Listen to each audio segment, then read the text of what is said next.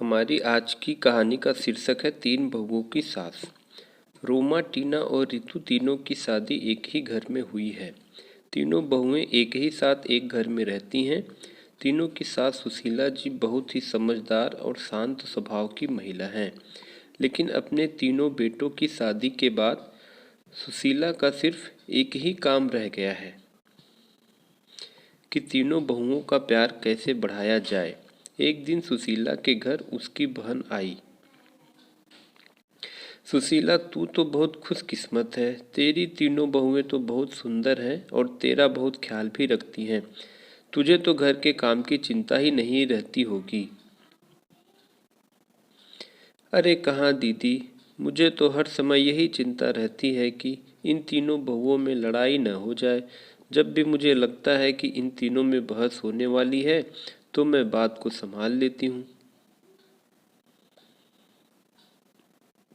ये बात तो सच है सुशीला।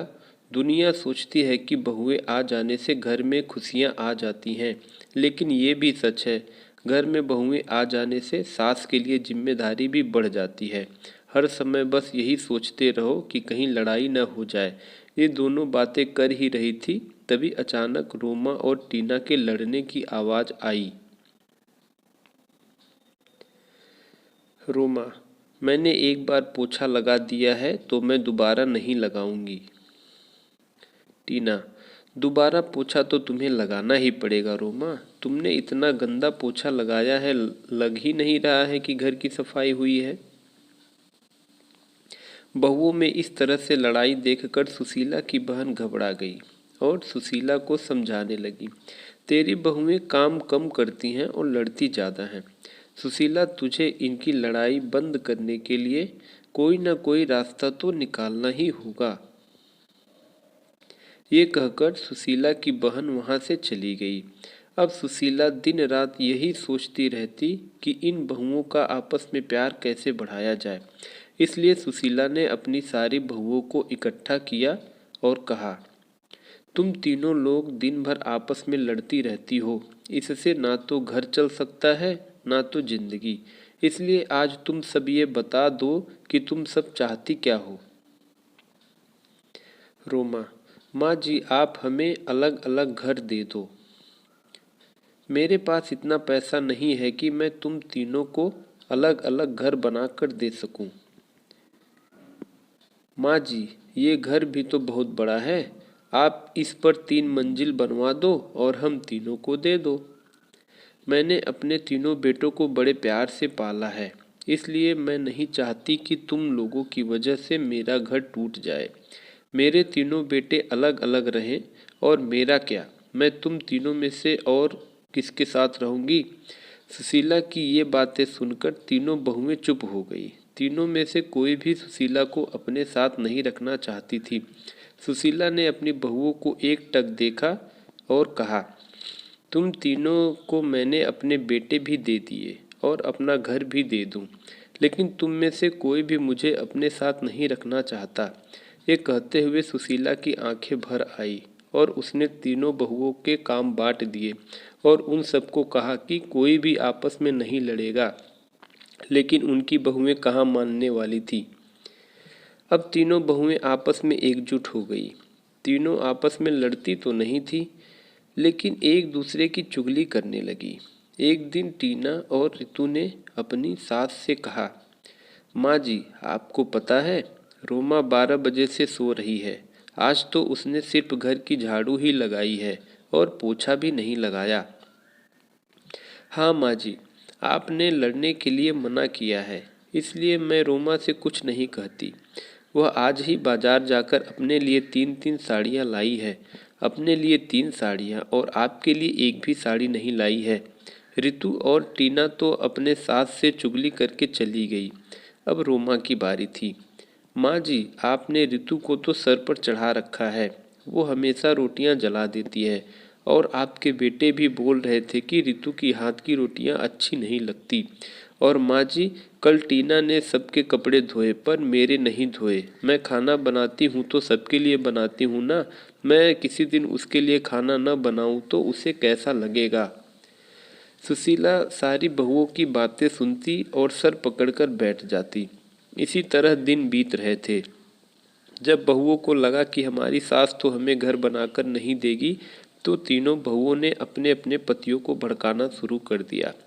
जैसे ही उनके पति काम से आते, वैसे ही तीनों बहुएं चुगली करने में लग जाती। एक दिन जब उसके पति घर आए तो रोमा बोली, सुनो जी, मैं इस घर में नहीं रह सकती। मैं सारा दिन घर का काम करती हूँ और फिर भी आपकी माँ और आपकी भाभीयों के ताने सुनती रहती हूँ। रोमा का पति, मैं भी रोज रोज की लड़ाइयों से दुखी हो चुका हूँ। आज तो फैसला हो ही जाए। उधर टीना भी अपने पति से कहती है, सुनिए जी, हम कब तक आपके घर वालों के साथ पिसते रहेंगे। बच्चे बड़े हो रहे हैं, उनके भी भविष्य के बारे में सोचना है। आप तो सारे घर का खर्चा चलाते हो और मैं घर के काम में लगी रहती हूँ। माँ जी से बोलिए ना, इस घर को तोड़कर फ्लैट बनवा दे, हम आराम से रहेंगे। टीना का पति, तुम ठीक कह रही हो। आज मैं माँ से इस बारे में बात कर ही लेता हूँ। आखिर हमारी भी तो पर्सनल लाइफ है। सुशीला के बेटे उससे बात करने के लिए आए और पीछे पीछे बहुएं भी आ गई। बेटा, माँ माँ कहाँ हो आप, बाहर आओ तो। सुशीला कमरे से बाहर आती है। माँ, आप घर को तुड़वाकर फ्लैट बनवा दो ना, सब साथ में नहीं रह सकते। दूसरा बेटा, हाँ माँ, हम सबको एक रूम मिला हुआ है। हमारे बच्चे बड़े हो रहे हैं, उनको भी अपना रूम अलग से चाहिए ना। और जो आपकी बहुओं में 24 घंटे लड़ाई होती रहती है, वो भी नहीं होगी। अलग अलग रहने से आपको भी शांति मिलेगी और हमें भी। माँ, अच्छा, तुम्हारी पत्नियों के ये घर तुड़वाने के लिए मुझे नहीं मना पाई, तो मेरे बेटों को ही भड़का दिया। मैं इस घर को तुड़वाना नहीं चाहती। इस घर में तुम्हारे पिता की यादें हैं, तुम्हारा बचपन बीता है और तुम तीनों अपनी पत्नियों को समझाने के बजाय मुझसे ये घर तुड़वाने के लिए बोल रहे हो। सुशीला ने अपने बेटों और बहुओं को बहुत समझाया, लेकिन कोई भी राजी नहीं हुआ और मजबूरी में सुशीला को अपना घर तुड़वाना ही पड़ा। जैसे जैसे हथौड़ा घर की दीवारों पर चोट कर रहा था, सुशीला को वो चोट अपने दिल पर महसूस हो रही थी। अब कुछ दिन बाद उस घर की जगह पर एक आलीशान बिल्डिंग खड़ी थी।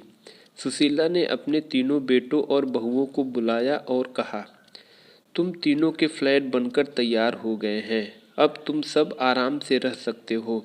तुम अपने अपने परिवार के साथ खुश रहोगे, लेकिन मेरा परिवार तो तुम सब हो। तुम्हें अलग अलग जाता देख मुझे कितना दुख हो रहा है, कैसे बताऊं। माँ, आप कहाँ रहोगी, मतलब हम में से किसके साथ रहेंगी। सुशीला, तुम फिक्र मत करो बेटा, तुम्हारी बूढ़ी माँ किसी पर भी बोझ नहीं बनेगी। पेंशन तो आती है मेरे पास, उससे मेरा गुजारा हो जाएगा। तुम तीनों एक एक फ्लैट में रह लोगे तो ये नीचे का जो जगह है मैं वहाँ पे रह लूँगी। तीनों बेटे अपनी अपनी पत्नियों और बच्चों को लेकर चले गए और आराम से रहने लगे। सुशीला पूरे दिन यही रहती और यही सोचती, मेरी बहुओं ने मुझसे मेरे तीनों बेटों को छीन लिया। तीनों में से कोई भी मेरे साथ नहीं है, लेकिन सभी दिन एक जैसे नहीं रहते। कल मेरी जगह मेरी बहुएं भी होंगी, तब देखती हूँ।